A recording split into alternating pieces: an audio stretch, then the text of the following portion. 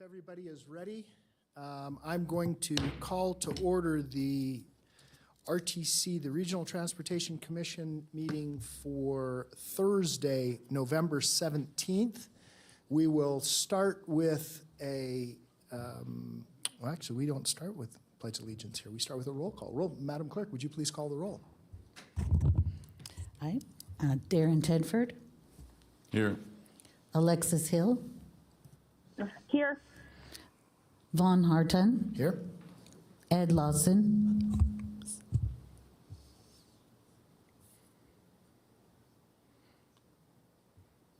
Ed Lawson, Ed, mute button. says he's still connected. Okay, Madam Clerk, go ahead and move on. Okay, Bill Thomas, Here. Hillary Sheevy,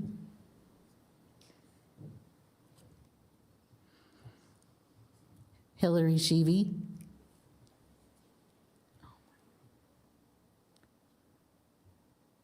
it says they are active and connected.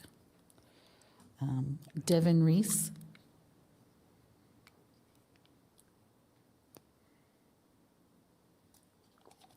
Okay, Madam Clerk, I'm going to put us into recess. Okay. We obviously don't have a quorum that can respond, so until we get our technical issues figured out, I sincerely apologize. We're in recess.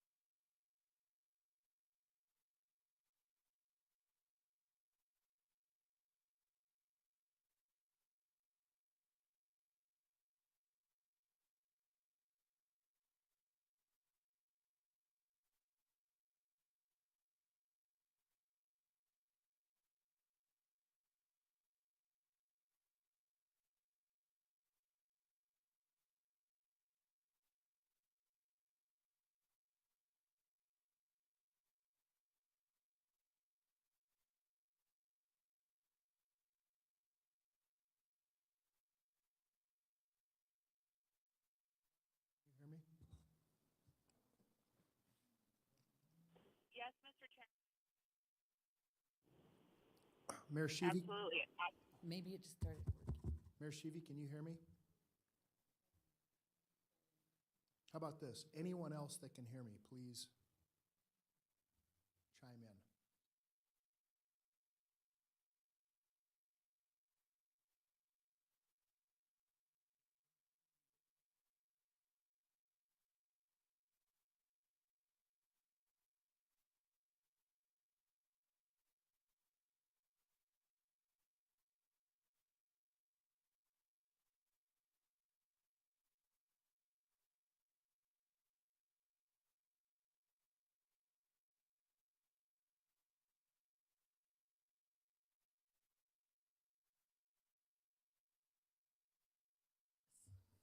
I could.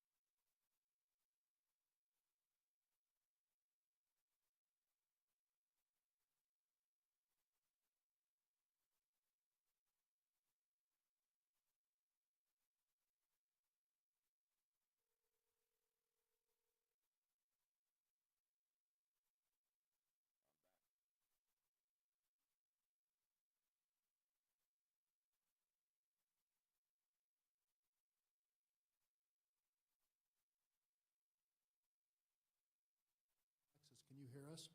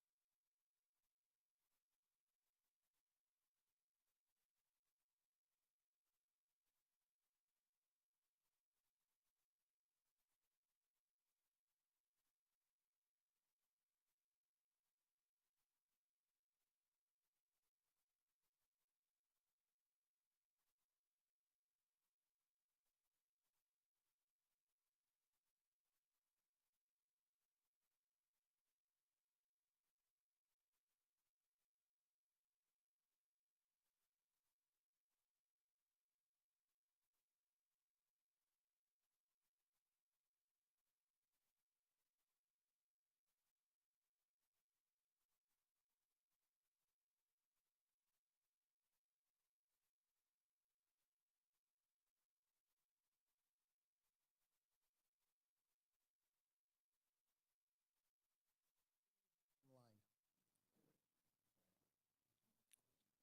Is Ed there, or Hillary? Mayor Shivi? Here. Okay, all right. We've got three, So can you guys figure it out along the way so that we can respect these? It's not about you. I'm okay. We just need to press on. We've got a lot of people waiting, and I have the deepest respect for their time.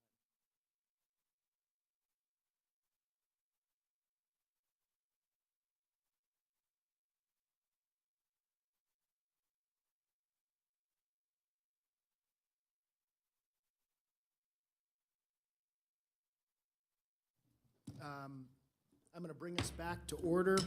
Madam Clerk, would you do another roll call for me, please? Yes. Darren Tedford, Here. Alexis Hill, Here. Vaughn Hartung, Here? Bill Thomas, Here. Hillary Sheevy, Here. Ed Lawson, just trying, Adam Spear. Here. Thank you. We have a quorum. Devin Reese? Oh, sorry. Devin Reese. He's Okay. disconnected. All right, I'll let you guys continue to work on that. Okay, we do have a quorum. That takes us now to item number 3, the Pledge of Allegiance. Mr. Paul Nelson, would you lead us today, sir?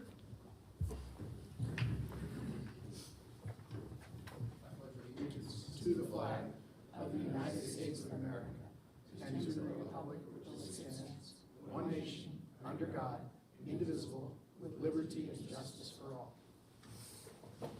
Thank you so much, sir. That takes us now to item 1.3, special recognitions. Mr. Manager, would you take us into that item, please? Yes, I'd like to invite Phil up from Keolis to recognize, a special time of our meeting, recognize one of the drivers.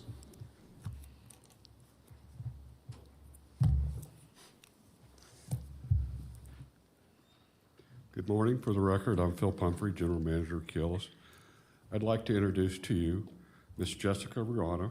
She's our Driver of the Month, and she was born in Washoe County. She's been working for Keolis full-time since 2018. She exclusively drives the Lincoln Line. It's her favorite route, and she also serves in our safety committee.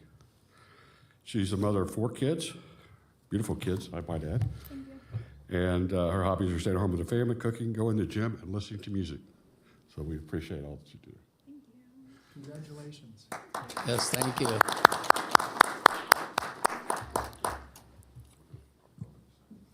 Thank you so very much. Will you take us into item 1.3.2? For MTM. Gio, are you doing this, or? Okay.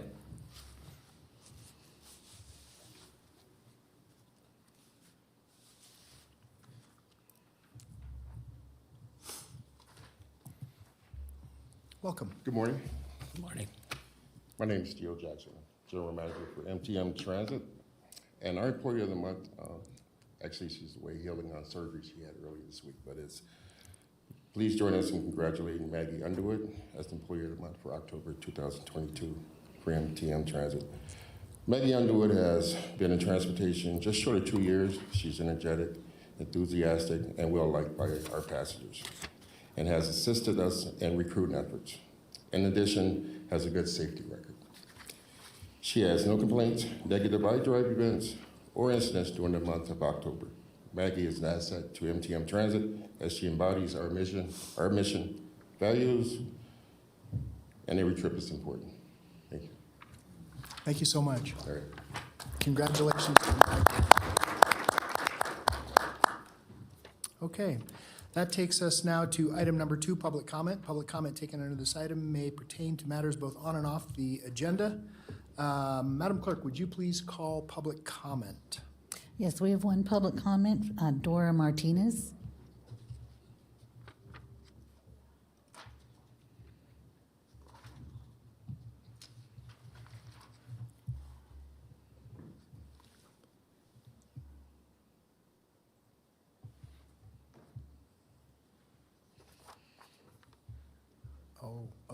You, Paul, you wanted a picture before of the employee, didn't you? We'll do that after. Okay. Okay, yeah, we'll pick that up right after public comment. Welcome, Ms. Martinez.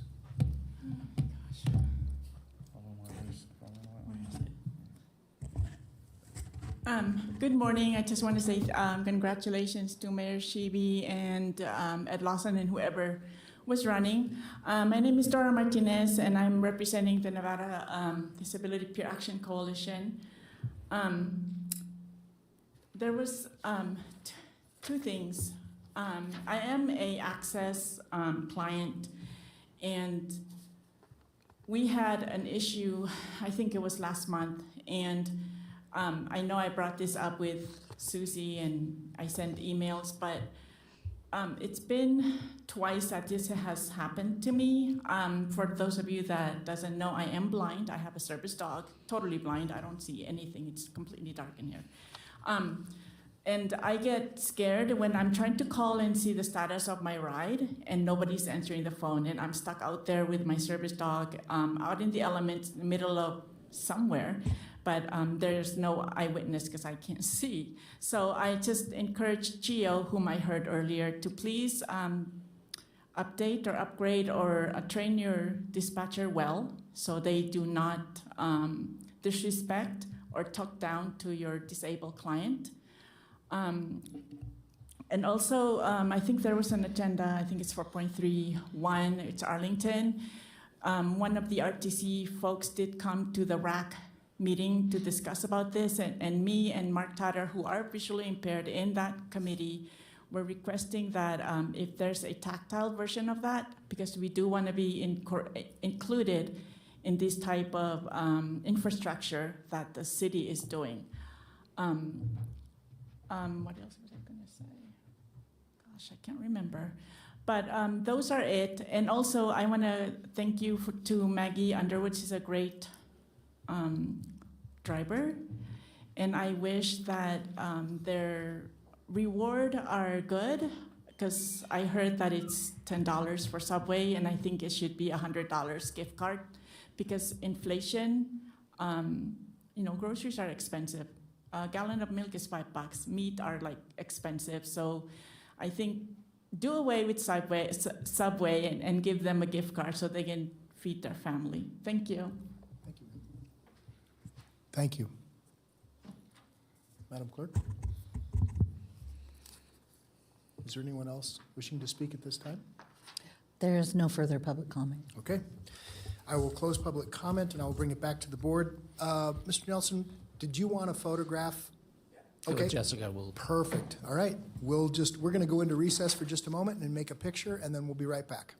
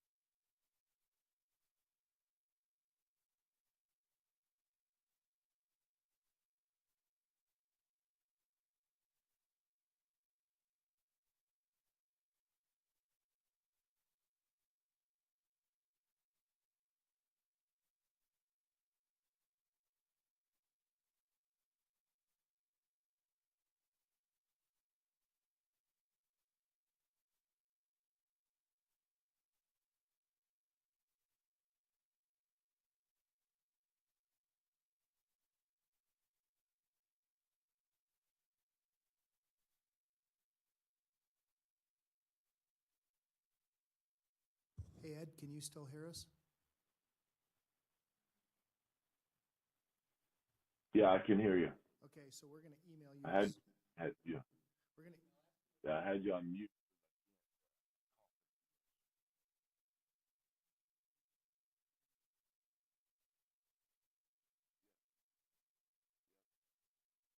Perfect. I'm hanging up.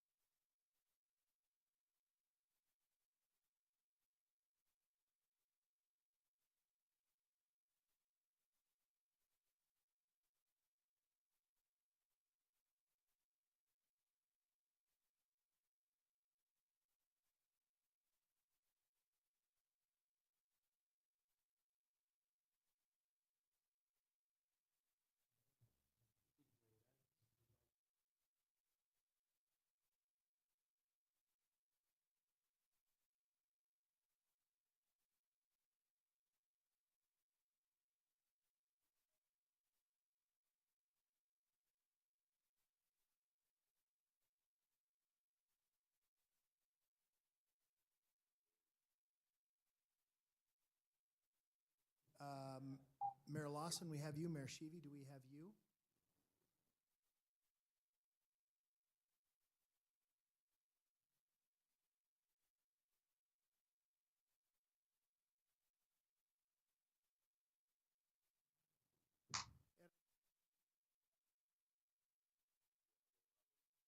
TV this Okay, but yes, good.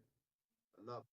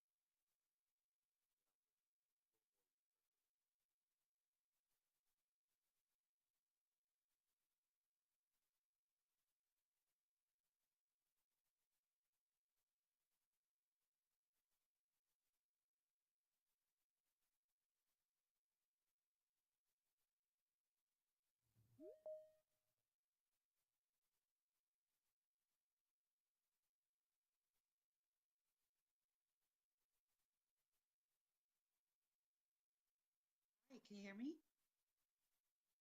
We can. Thank you.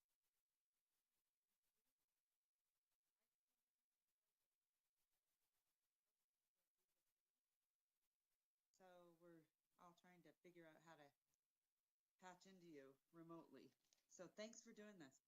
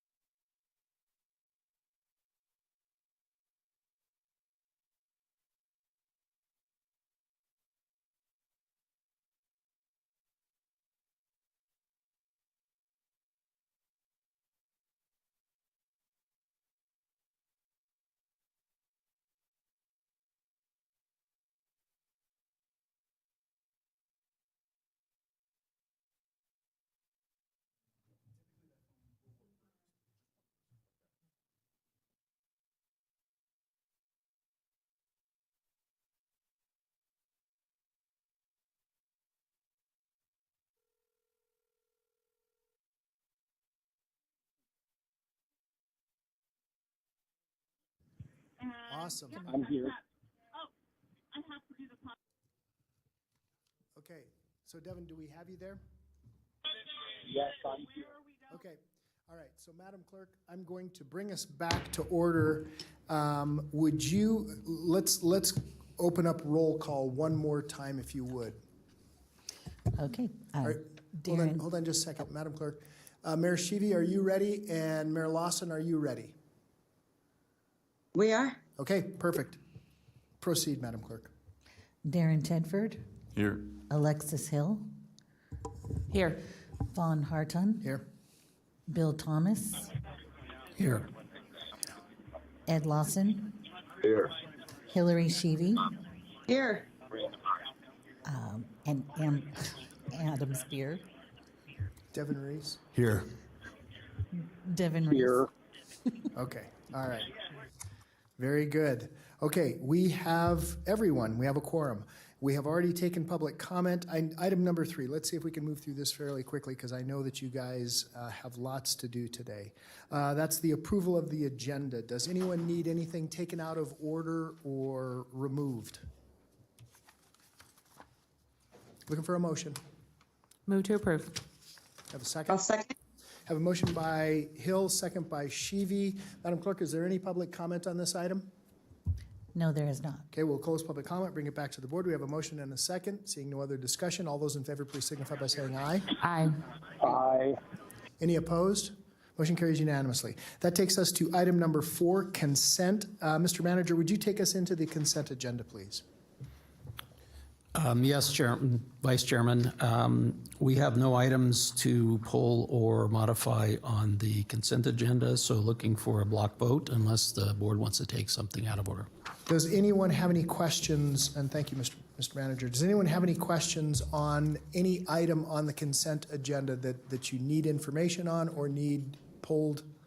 Mr. Chairman, on item 431, per the public commenter, I don't need it pulled, but I just think if there is a way that we can help them understand what the bridge will look like in some format, that would be a great feedback for the staff. So I just wanted to see if we can add that.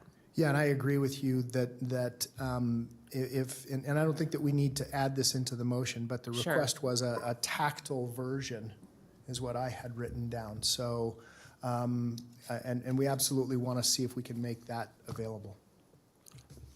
Okay, any questions from anyone else on the consent agenda? Can I just wanted to make sure because one of the concerns that Dora had Yes. was making sure the sound prompts at those lights are louder. Okay, So I want to make sure, I know that she had put in a request for that.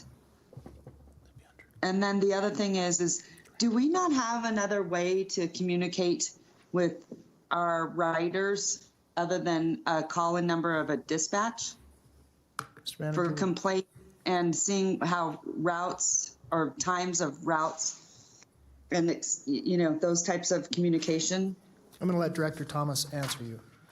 Yes, as a response to that, we will, perhaps under director's announcements or directly to each of the board members, give you information on exactly how our system works. And if there's some action needed from you on a future agenda, we'll make sure that's done. Perfect. Thanks. Okay. Any other questions on the consent agenda? Move to approve, Mr. Chairman. Have a motion. Do I have a second? I'll second. Reese second. Okay, have a motion by Hill, second by Reese. Madam Clerk, is there any public comment on the consent agenda? No public comment. Okay, I will close public comment. I will bring it back to the board. We have a motion and a second. Is there any other discussion? Seeing none, all those in favor, please signify by saying aye. Aye. Aye. Any opposed? Motion carries unanimously. All right, that takes us now to item number 5, discussion and presentation, acknowledgement of receipt of report regarding the critical urban freight corridor. Mr. Manager. Good morning, Commissioners. Dan Dengis, Director of Planning for the record. And I do have a presentation. Okay. And can I just confirm with the Commissioners on the call that everyone can see the slides? I cannot. Okay. I cannot either. Okay.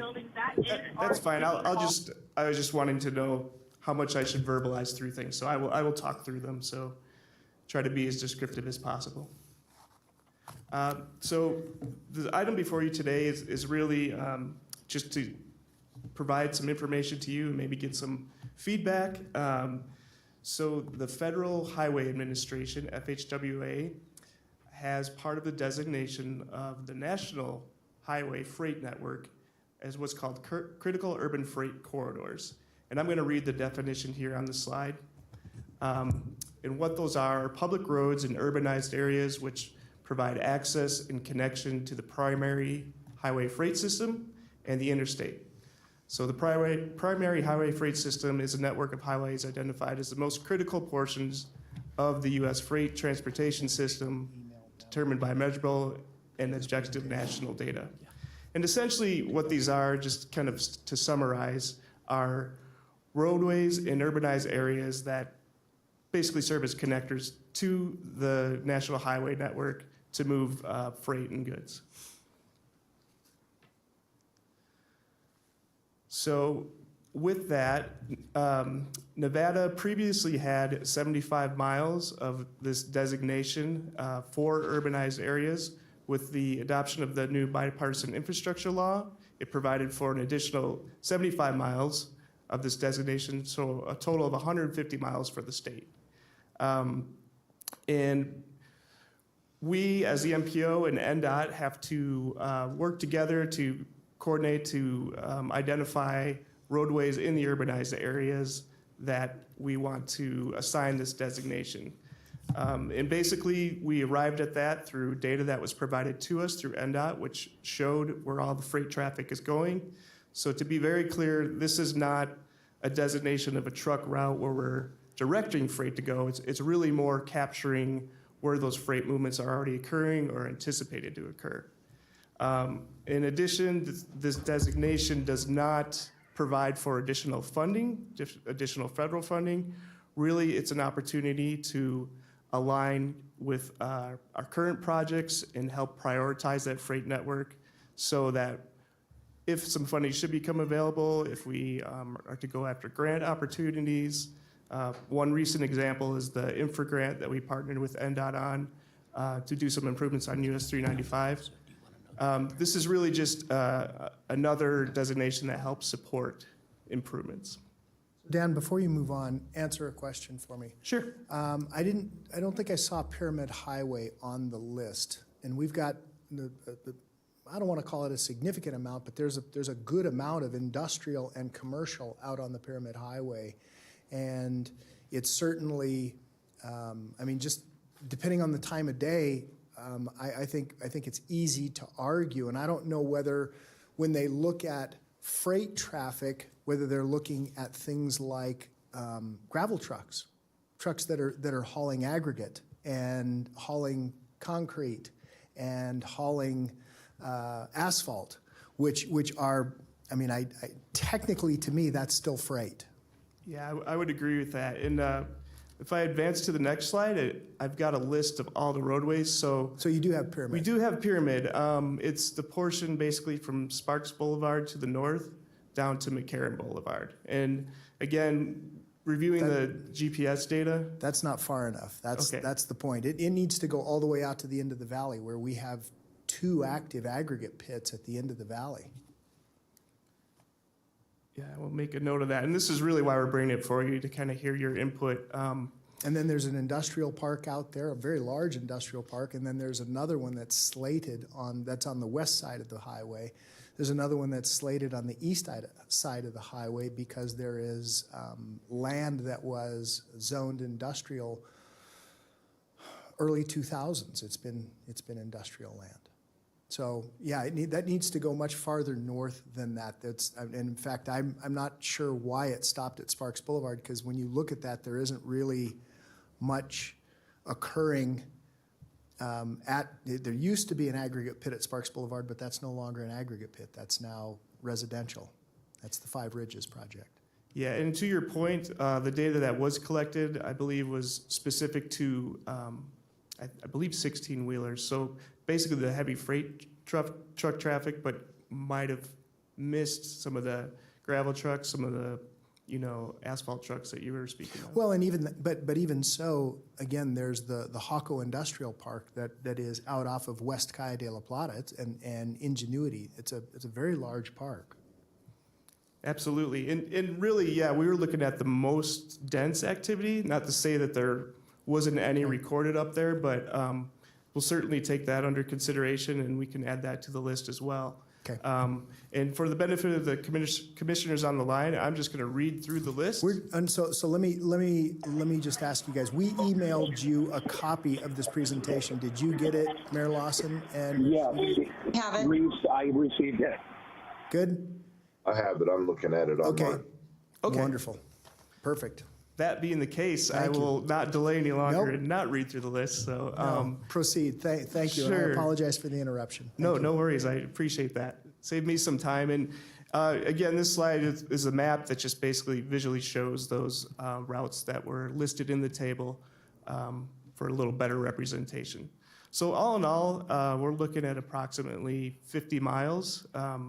We will add that piece, Commissioner Hartung, that you described on Pyramid, extend that out. And really kind of next steps, we're going to bring this to NDOT. So again, the state gets 150 miles, so RTC Southern Nevada is also going through this process. And ideally, everyone gets the designations they want, but there's a possibility that we'll have to maybe pick and choose and work through prioritization. And so when we collaborate with NDOT, the intent is to basically move forward our proposed networks to, again, align with those critical projects for freight investment. And then ultimately, NDOT will submit these, incorporate it into their state freight plan and then submit it to FHWA for approval. Explain to me, how did they arrive at 150 miles for a state the size of Nevada? Well, it's a good question. I don't want to say that it's arbitrary, but that is actually what most states get, with a few exceptions. And I don't have the table in front of me. I know California, Texas, a few others have a little bit more, not much more. So, but for the majority of the states get 150 miles. Government at its finest. Yes, Commissioner. Sorry to interrupt you again, Dan. Can you go back to your list? I didn't see I-80 West. Oh, yeah, that's a great point. Thank you, Commissioner Okay. Hill. So this is really looking at more of the surface streets that are connecting to the interstate. Okay. So I-80 is already part of the national Got it, freight got it. network. Yeah. But my constituents in Verdi would argue that there is some of that happening in that area. So I don't have all the roads on the top of my head, what they are, but I know it is an issue over in that area. So if you'd like, I can get you a list. if That would be great. helpful. Yeah, and we do have a little time. Okay. I think NDOT's hoping to have, basically by the end of the year, our proposal. And so, like I said, we can work through it, add whatever is desired. Okay. Again, with the caveat that maybe not everything is going Right. to be accepted. Sure. Okay, thank you for that. Sure. Thank you. Go ahead, proceed. Unless there's a question. Anyone online have a question at this time? Okay, Okay. No, I'm good here. thank you so much. Well, that Sorry, actually Dan. Thank you. concludes my presentation. So there aren't any other questions. Okay. We Wow. ran them all out along the way. So it's just acknowledgement of a receipt. So we will take a motion on that because it looks like it's kind of action. I'm sorry. Right. So we've asked questions along the way. Are there any other questions for staff? Okay. Any public comment, Madam Clerk? And no public comment. Okay, we'll close public comment, bring it back to the board. Looking for a motion to include the comments made by the board. So moved, Mr. Chairman. I have a motion. Do I have a second? Second. Okay, I have a motion and a second. Is there any other discussion? Okay, motion by Hill, second by Lawson. All those in favor, please signify by saying aye. Aye. Aye. Any opposed? Motion carries unanimously. That takes us now to item number 6, reports, informational only, Executive Director reports, 6.1. Mr. Manager, the floor is yours. Thank you, Mr. Vice Chair. And I just wanted to start my comments by apologizing to the board and to the public. Certainly not the way we expected this meeting to go, but we understand that we need to work to improve these technologies and be in a better place for the inevitable situations where we have to pivot, so I apologize to everyone. I'd like to start my comments by welcoming our 2 newest members, Councilmember Devin Reese and County Commissioner Alexis Hill, as our new RTC board members. Fortunately, we've had a chance prior to this meeting for both Councilmember Reese and Commissioner Hill to have a small tour of some of our facilities and a briefing to bring them somewhat up to speed and how our organization operates. We look forward to their contributions to the great services we provide here at RTC. Secondly, I'd like to ask all of you to formally welcome with me Michelle Kraus, who is our new clerk to the board. Michelle is the finance and legal administrative coordinator. Michelle takes over for former board clerk Denise Thompson. Denise has served as board clerk for nearly 15 years. She's very dedicated to the job, and we wish her the best in her new position as procurement and contracts analyst. Congratulations, more comments and observations on our staff. Congratulations to Ruby Barrientos and Mark Schlater. Ruby was promoted to paratransit eligibility and mobility specialist. She'll work in our mobility center at Centennial Plaza starting on Monday.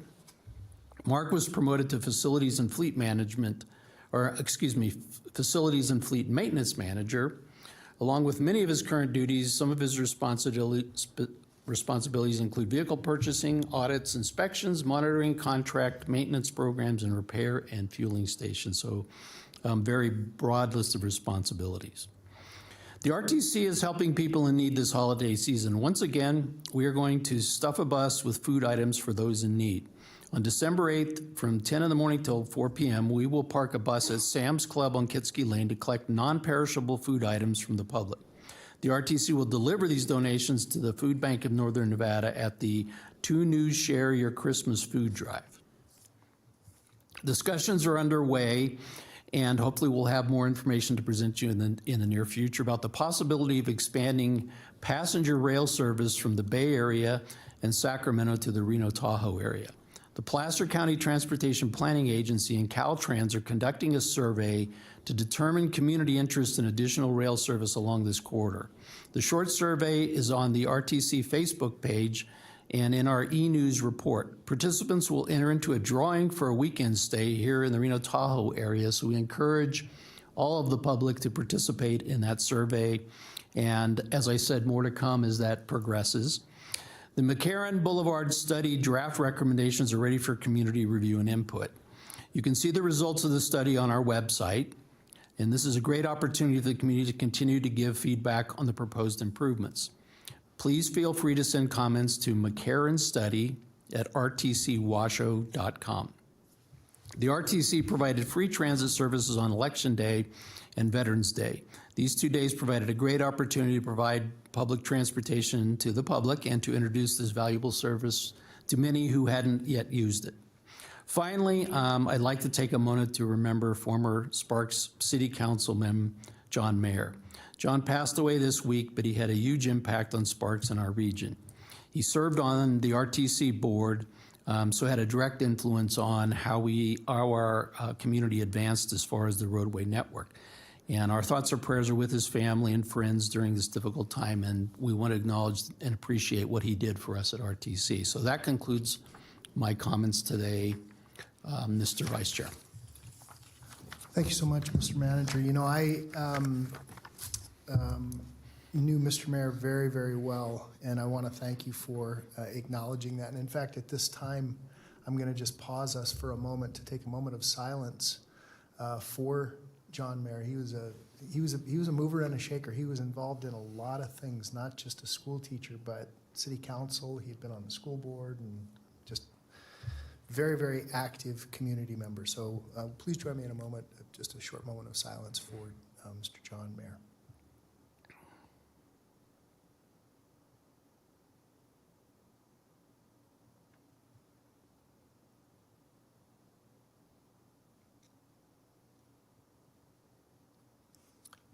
Thank you so much.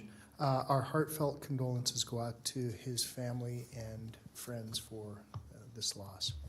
Mr. Manager, would you take us into item 6.2, the federal report, please? Paul Nelson. Good morning. We Paul Nelson. normally let the manager lead us into the item, so forgive me. It's not a pejorative comment about you, Paul. Welcome. Thank you. Paul Nelson, Government Affairs Officer for RTC. The RTC is submitting its SMART grant application today. We're asking for more than $1.1 million. It'll go towards construction and implementation funding. This money would improve technology along the Sparks Intelligent Corridors project. It's expected to reduce travel times and delays, improve construction worker safety, and reduce crashes by 44% and congestion by 14 to 20%. Meanwhile, Congress has until December 16th to agree on a spending bill for the fiscal year and avoid a government shutdown. And for now, that seems likely. We'll have to see how the shift in powers in Congress will affect that. But for now, hopefully they can get everything taken care of by December 16th. Thank you so much. Hold on a second, Mr. Nelson. Is there any questions? Are there any questions, rather, for Mr. Nelson? Okay, just wanted to make sure. And I didn't ask, and I apologize. Were there any questions for Manager Thomas? Okay, I just want to make sure I got that. Okay, forgive me. That takes us to item 6.3, the NDOT report. It says that Christina Swallow is on the agenda. I'm sorry, Mr. Tedford, you don't look like Christina Swallow. Good morning. Thank you. I'm happy to be here to represent the department. I have a short presentation on our update from NDOT. First, I'd like to start with traffic safety. Through November 7th of this year, we've seen an overall statewide fatality decrease nearly 3% compared to the same time last year. Even though fatalities are down almost 3%, there has tragically been 312 traffic deaths. There are some areas of concern that I would like to note. In rural counties, there have been a 400% increase in fatalities. Lander County, for example, experienced an increase in crashes involving unrestrained occupants, and overall the state has had a 3% increase in unrestrained losses compared to the same time last year. Unrestrained, of course, means those not wearing seatbelts.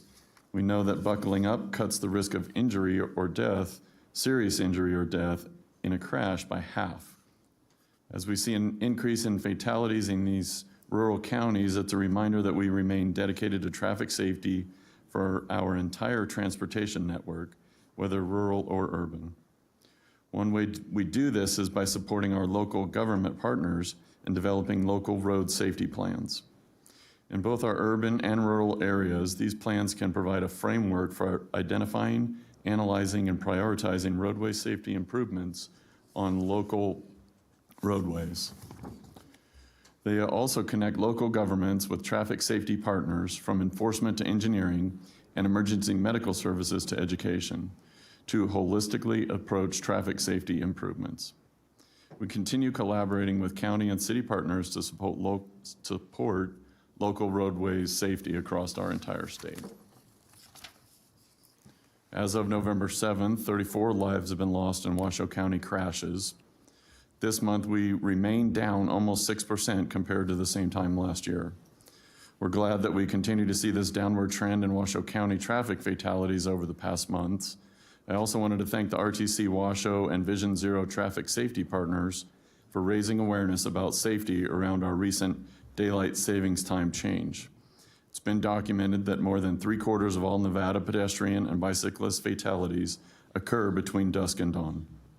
With it getting dark earlier, I wanted to reiterate that the important safety tips that the RTC Washoe and Vision Zero shared with our community, including for drivers to focus on the road and pause to look for pedestrians and others before turning, and for pedestrians to also put down the phone and stay focused and visible. We have the full winter season ahead of us. Let's all be safe and watch out for each other. Next, as we've seen storms in the past week, I wanted to go over some information about our snow removal program. As we've been communicating, our vacancy rate is still at record levels, about 34% in northwestern Nevada when considering full-time staff. That vacancy rate increases to 50% when factoring in the temporary winter highway maintenance staff that we would typically bring on this time of year. We are nonetheless pushing ahead with aggressive plans to keep our roads clear and safe. Please understand that during our snow removal operations, we are operating as quickly and safely as possible to get the roads cleared. This week is Crash Responder Safety Week. There are approximately 50,000 crashes reported on Nevada roads each year. For every minute a freeway lane is blocked by these crashes, the resulting traffic congestion takes 4 minutes to clear, and the chance of secondary crashes increases. Responding together for the safest and most efficient clearance of these crashes can help save the lives of crash victims and other drivers and first responders. In 2008, we founded the state's first traffic incident management coalition in Southern Nevada. The coalitions bring together our partners in law enforcement, fire, public works, and EMS, as well as private towing and hazardous material responders, to train together. We now have regional coalitions statewide, including in rural Nevada, which have trained more than 74% of all Nevada incident responders in safe, quick clearance of traffic incidents. Just this year, nearly 600 Nevada first responders have been trained in traffic incident safety. The picture here shows a recent training held in Sparks in conjunction with our annual Traffic Safety Summit. The collaborative multi-agency trainings help incident responders throughout the state seamlessly work together to improve road incident response and roadway safety while reducing travel delays.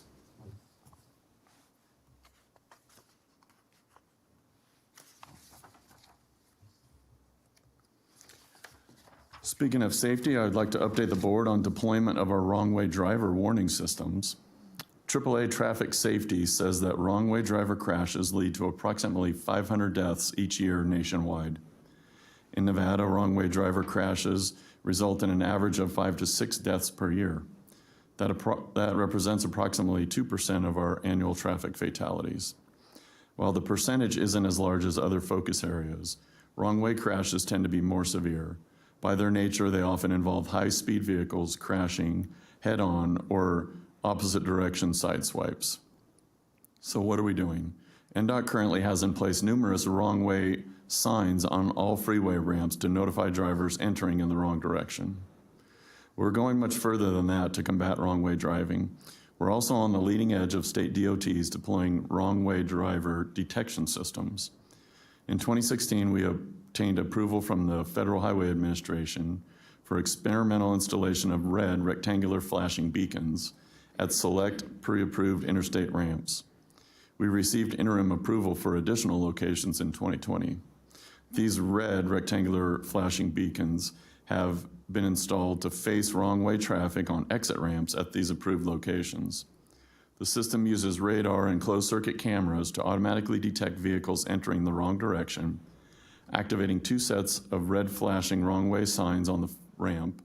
The first set of signs stands 4 feet high instead of the standard 7-foot high height to best reach the lower eye level of potentially impaired or distracted drivers.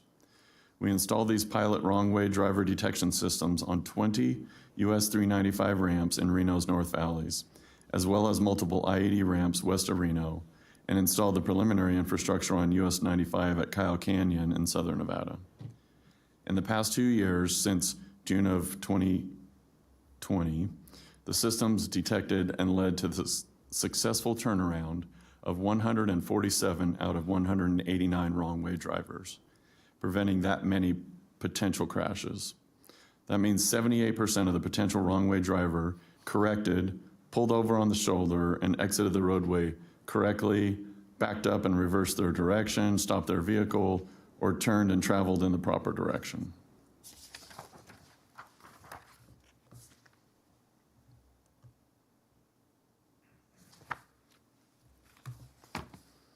With the success of these pilot systems, we have a plan to expand the wrong-way driver detection system in coming years. Our wrong-way driving countermeasures study looked at the research and wrong-way mitigations in other states, as well as conducted a crash analysis of wrong-way driver crashes here in Nevada. We looked at crash data, land use data, interchange data, and citation data. This helped us outline a countermeasure implementation plan, identifying interchange off-ramps throughout the state that are candidates for wrong-way driver detection systems. Armed with this targeted list of ramps, we're first addressing areas with existing infrastructure, such as existing conduit and pull boxes, to accommodate the wrong-way driver detection systems. This winter, we plan to invest approximately $2 million to install similar wrong-way driver detection systems at selected I-580 ramps between Reno and Carson City. In Vegas, we'll install similar wrong-way driver detection systems on I-15 at the Star Interchange and on US 95 at Durango, Kyle Canyon, and Sky Canyon Park interchanges. At these locations, we'll also incorporate newer technologies using radar and multiple sets of closed-circuit cameras for detection that have pan and tilt zoom capability, along with illuminators providing light for the cameras to improve the level of success in detecting and reversing wrong-way drivers. This is another way we plan to combat the consequences that too often stem from unsafe driving practices. Now for a quick update on a couple of projects. First up, I wanted to update the board on our US 50 East Shore Corridor study. Any of us who have driven the corridor are familiar with the increased traffic and safety concerns on the highway. Average daily peak season traffic has grown from 15,000 vehicles daily in 2014 to nearly 20,000 in 2019. As you can see from the slide, speed is a major concern, with the majority of drivers operating at well over the posted speed. During a recent 4-year period, crash rates were more than 50% higher on US 50 between Elks Point Road and Glenbrook Drive when compared to other similar highways. Last year, we launched our US 50 East Shore Corridor study to develop a blueprint for the future of the highway. Through the study, we evaluated US 50 between Spooner Summit and the Nevada-California border at State Line, and gathered stakeholder and public feedback through 3 rounds of public listening tours. The listening sessions gathered feedback on the highway, including community concerns with speeding, on-highway parking, access to and from the highway, and more. The plan was developed cooperatively with the Tahoe Regional Planning Agency, Tahoe Transportation District, the U.S. Forest Service, Douglas County, and other stakeholders. There have been 46 meetings and almost 700 public stakeholder interactions to gather input. Armed with the feedback we received, we are now finalizing the plan. After the plan is finalized over the coming months, it will provide a high-level vision for future options to improve traffic safety and mobility for all transportation types. One of the key components will be enhancing access to safely get on and off the highway while reducing the potentially dangerous excess speeds that we discussed earlier. In some areas, we propose to reconfigure the highway to 2 lanes with new turn lanes in 3 high crash and constrained locations. This will help provide that safer access to and from the road, but will also bring travel speeds down closer to the existing speed limit. Once again, we propose this in 3 small segments. Those segments will make up about 1/4 of the corridor length. Our modeling shows the reconfiguration will lead to safer travel throughout the corridor, including access to and from. The strategies developed in this corridor study will be considered and prioritized as part of any future projects on the corridor. Within the next couple of years, we plan to repave approximately 13 miles these same limits between State Line and Spooner Summit. That project is a needed pavement preservation project, but we'll also be able to incorporate some of these recommendations. Another project, one of our favorites, the Spaghetti Bowl Express. Since 2020, we've shared updates on the Spaghetti Bowl construction. Now we're happy to announce the construction is almost complete. Our contract partner, Ames Q&D Construction, is on time and on budget to substantially complete the Spaghetti Bowl project next month, namely December 13th. It took a lot of work to get here. Overall, the crews put in nearly 800,000 work hours, excavated 150,000 cubic yards of material to make way for interstate improvements, poured 25,000 cubic yards of new concrete, and 40,000 tons of new asphalt for widened and improved surface and ramps. They installed more than 200,000 square feet of neighborhood screening and sound walls. And all of their hard work will not only improve the eastbound I-80 to southbound I-580 Spaghetti Bowl ramp and sections of our southbound interstate, it will also make for safer and better travel through the region's busiest intersection. We will celebrate with a ribbon cutting event on December 14th at the Grand Sierra. I'm so happy, I believe that Mayor Sheevy and Mayor Lawson have the event on their calendar.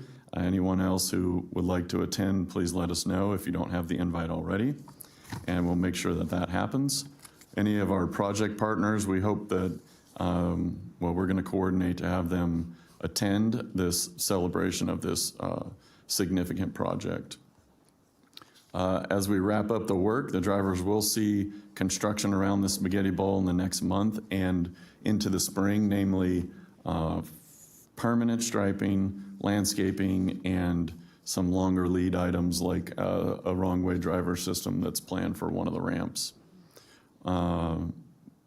As always, we encourage motorists to be cautious of construction that's underway and lane restrictions affecting through traffic, but we're looking forward to this project's completion.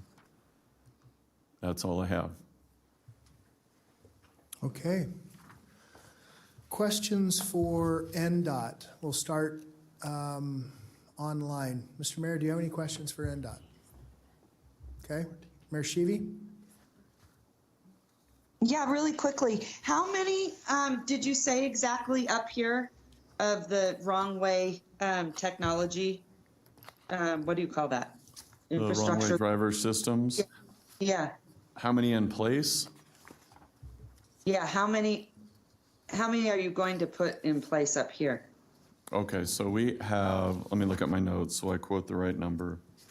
In the North Valleys is where we started our pilot project, so most of those ramps have them. We've developed a list for installation of more. There's at least one system installed in the Spaghetti Bowl Express project, so that's either Mill or Glendale. Additional ones are slated. I'll get you a count. I'll get the board a count of where we have them right now and what our plans are for the future. Okay, and how do you choose or decide where they go? Is it based on incidences, or is it based on how busy those routes are? How do you decide? Both of those things. If prior incidents have happened, that's obviously a signal that something maybe needs done there, either with the geometry of the intersection or just the circumstances that warrants a wrong-way driver. And then, yes, by volume, the percentages increase. If there's more cars there, the likelihood that this could happen is higher. Okay.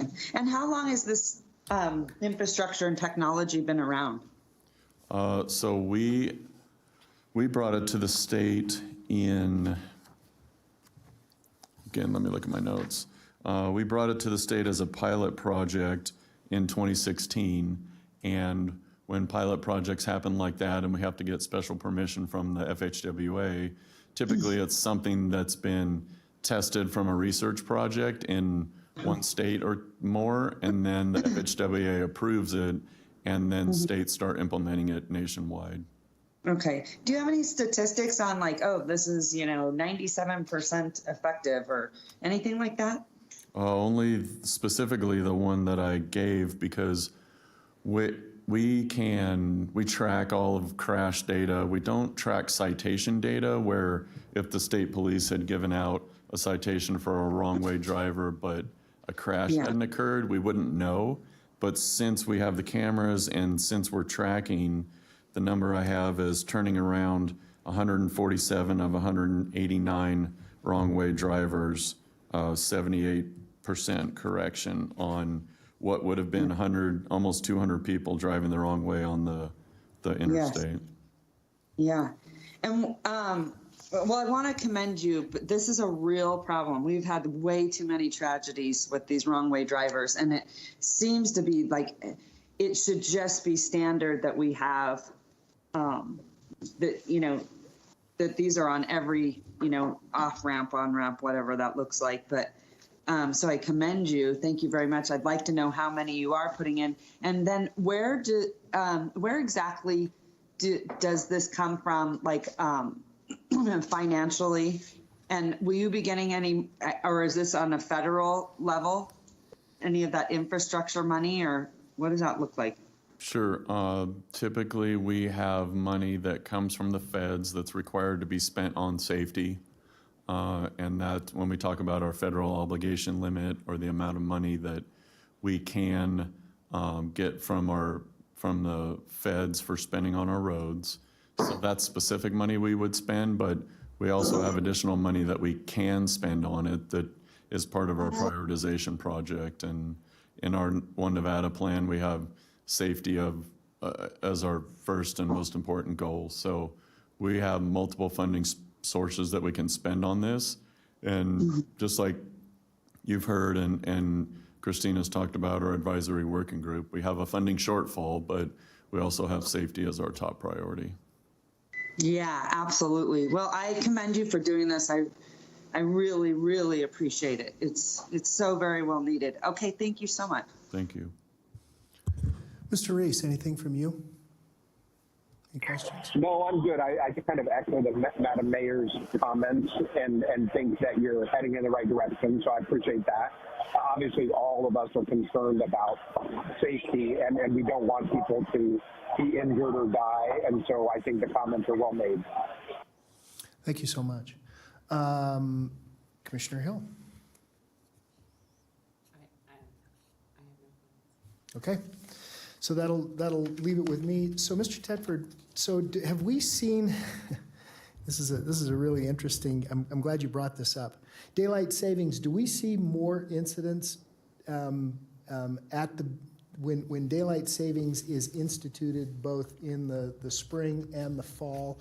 Do we see more incidents of pedestrian, driver, bicycle incidents? Is that?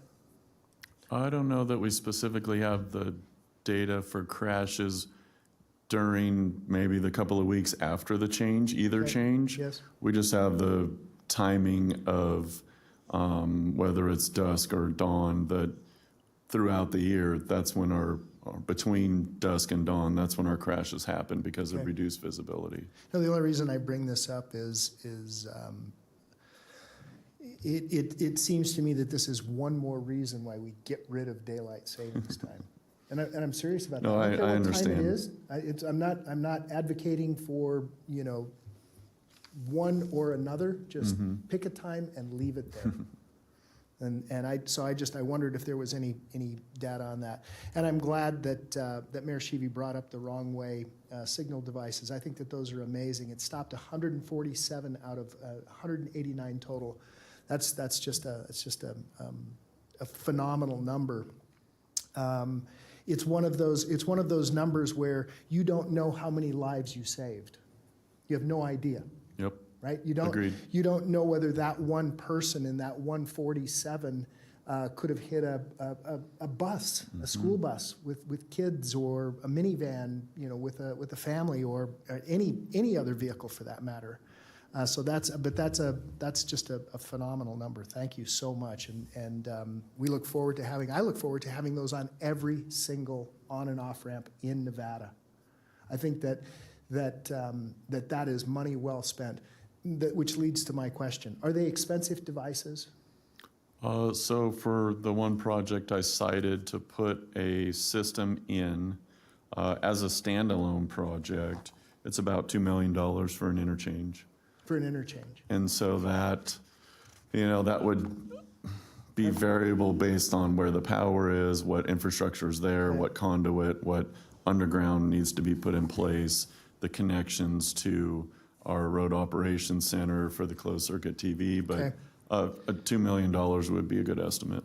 Is there a less expensive version? I'm just going to say that's operated with solar, that doesn't necessarily have cameras, but does record when the system went off? So right now, I'm sure that's possible. The recording that we do is back at our road operations center. It's not remote recording that's Okay. collected. Solar is an option that we're looking at for all kinds of our lighting. Sure. Make sure it's reliable, but obviously that it can be cheaper depending on the trade-offs between maintenance and upkeep. And then what we've done, the least expensive, easiest thing we can do is just put signs and Of course. says wrong way that course. don't flash, that don't trigger as the most basic thing we can do, and we have done some of that. Yeah, no, I think that those, in fact, I don't recall traveling across Nevada where I saw an on-ramp, at least on one of the interstates or you know, where there are on-ramps used, that didn't exist. I just don't recall it. They seem to be somewhat ubiquitous. Great program, which then to segue into my last, the Highway 50 Tahoe East Shore Corridor Study. Great study. That's amazing, and I commend you guys. I mean, look at the speeds: 45 speed limit, operating 61. I would really love to see the exact same study on Pyramid Highway, because you know you mentioned that you go from 15,000 to 20,000. I bet you I far exceed that on any given day in either direction. And those are my comments for now. Did I trigger anything for anyone else? Knock anything loose? Okay. Thank you so much. Thank you. Mr. Tedford. That takes us now to item 7, Commissioners' announcements and updates. Let me, hold on just a minute, Commissioner Hill, let me start online. Mayor Lawson. Number one, I want to say thank you for the accommodation today, and thank you, Vice Chair, for Dick. So it made sense for me to be at home. Okay, thank you. We appreciate it. We appreciate not being sick. Mayor Sheevy. Thank you so much. One thing I did want to do is, now that we sort of, the majority on the board are new, is look at maybe some dates that we could do some visionary planning of what we want to see sort of in the future, since there are 3 new members, something to that aspect. And then, and it doesn't have to be like a full-blown retreat, but I do think it would be a good idea for us to have one day of sort of visioning and just priorities, what's going to be important priorities as we move forward.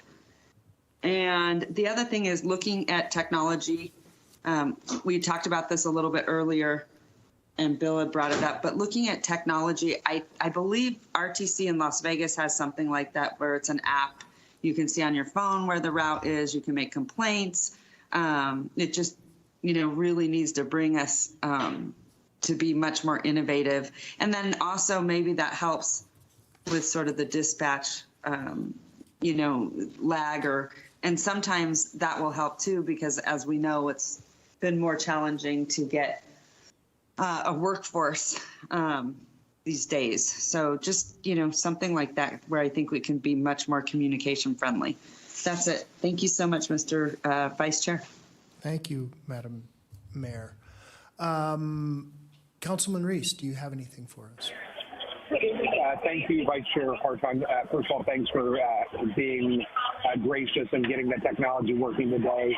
I think obviously technology is at top of mind for all of us as we navigate, changing environments. So if we need to make investments in technology, certainly that's an important one.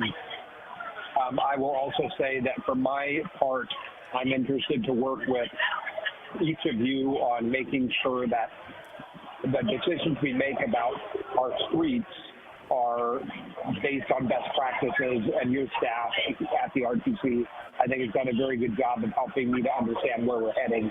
So that means complete streets. It means micro-mobility. It means utilizing the resources we have and leveraging them for successful futures. The streets of the future will not be the streets that we're necessarily designing and drawing for 20 years ago, but they'll be different.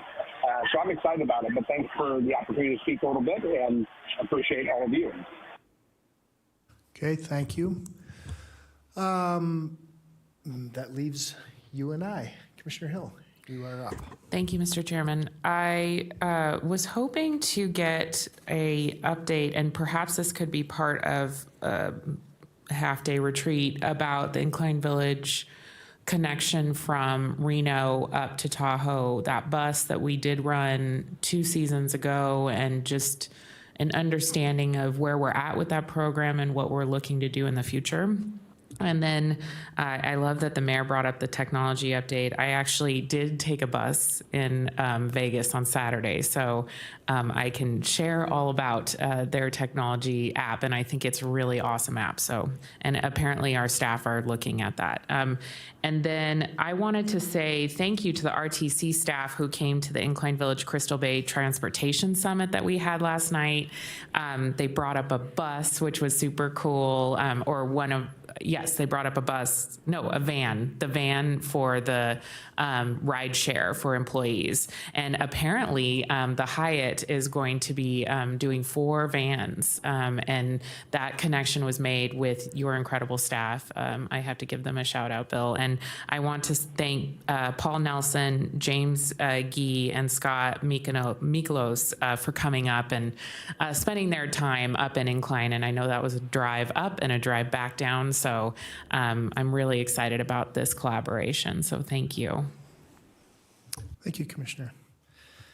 Okay, that leaves me. And yes, Mr. Manager, let's, and of course, this is certainly up to the chair, but I think it'd be good sooner rather than later to put a strategic workshop on the agenda for sometime in January. I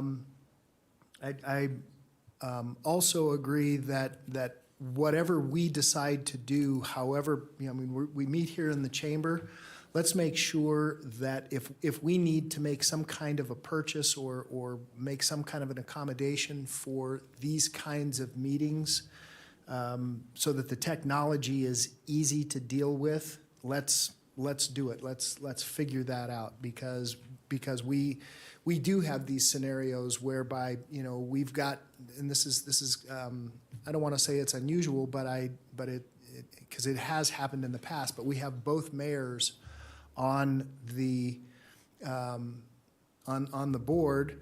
We have the chair of the county commission and the vice chair of the county commission, and I believe Mr. Reese is the vice mayor. So we're always out doing stuff, and technology it's imperative for us to be able to call in and access these meetings and participate, not only easily, but legally. So those are my comments with respect to that. Last thing, Mr. Manager, can we look into, we've had a number of requests, and I don't know why RTC didn't do this when we built this road, when we widened Eagle Canyon going to the west up to Neighborhood Way. There's 2 roundabouts on that. There's the roundabout at the Eagles Landing Shopping Center, which a portion of it takes you over to Eagles Landing. The other portion takes you to Tribal and over to the small businesses that are out on that southwest corner of Eagle Canyon and Pyramid. There's that roundabout has not ever been landscaped, and let's I'm happy to put my funds into landscaping that. I expect no assistance. I mean, other commissioners have other things to do with their funds, but it has to be done. They've made requests, numerous requests over the years. Citizens and businesses and et cetera have made numerous requests. It has to be done through one of our agencies, whether it's Washoe County or RTC, and I believe RTC is probably the better agency to handle that initially. The business has agreed to take over the maintenance, but I think if we just put in something that is, I'm going to use the word maintenance free very carefully, because there is no such thing as maintenance free. And so let's just, if we can, Mr. Thomas, let's have a conversation even offline about what a strategy might be, or if there are any possibilities at all. Okay? Did I shake anything loose for anybody? Okay, I'm going to close item number 7. Forgive the loquacious nature of the vice chair. That takes us now to item number 8, public comment. public comment taken under this item may pertain to matters both on and off the agenda. Madam Clerk, do we have anyone signed in for public comment? Mr. Vice Chair, Yes, hold ma'am. on one second before we Yes. jump in public comment. Can I ask you just really quickly, since, like I said, everyone is new, how do you like, how I like do you my eggs prefer? over easy. Love it. How do you prefer that we recommend agenda items? What's the best way is that through email? Do you like them at the end of the meeting? Or direct them to the chair? What's the best way? Well, so I'm gonna let Mr. Thomas answer that question. Okay. And the chair, because I'm really just I'm a stand-in vice chair in the interim until we get to January where we'll have election of officers. So I'm gonna turn that over to Mr. Thomas. Okay. Thank you, and I don't want to preempt the chair, but I have had conversations with the chairman about a running of our meetings and what's the priority and how we become most effective but responsive and transparent. And I would say that, at least from my end, with new members of the board, we're looking at all of how we do things, and I would anticipate no later than the early part of next year, some agreement or some process whereby we can make sure all the board feels like the system at RTC in terms of getting things on the agenda and how we manage the agenda would be clear to everyone. And I did want to, even though it's not directly related to this question, just share with the board that we have tentatively planned a time in early February for the board to do the visioning that's been talked about here. It fits in both from our planning process and our budgeting process to do it then. And the other thing is, just procedurally with the holidays also, the board membership, I think 3 of the 5 of you formally expire, your terms expire, so all of your local bodies are going to be appointing people for that first meeting in January. It's a technicality, but that's why we're thinking early February is a good time to have this visioning and make sure all 5 of you are in sync with each other and the direction to us is clear so we can perform as best we can. Okay, thank you. We just have a protocol at the city, and I didn't know if there was one, and if we were sort of just spitballing at the end of these meetings. I don't want to do that either. Okay. Hey, Go ahead, Mr. Mayor. Hillary, we are going to look at the way we run our meetings from up down and figuring out how we can be more efficient and still get the work done and be as transparent as possible. So if you have a suggestion, here's. Okay. Were you able to Perfect. Thank you. I'm sorry, Madam Mayor, go ahead. Oh, no, I just said perfect. Thank you. I appreciate it. Okay, all right. So I will, again, we opened back up item number 7. I will close that. We'll go to our final public comment. I'll ask again, Madam Clerk, anyone signed in for public comment? And no public comment. Is there anyone wishing to speak at this time before we move on? Okay, I will close item number 8. That takes us now to the mayor's finest hour and his favorite agenda item. It is item number 9. We are adjourned. Thank you so much for your patience with us today. Thank you.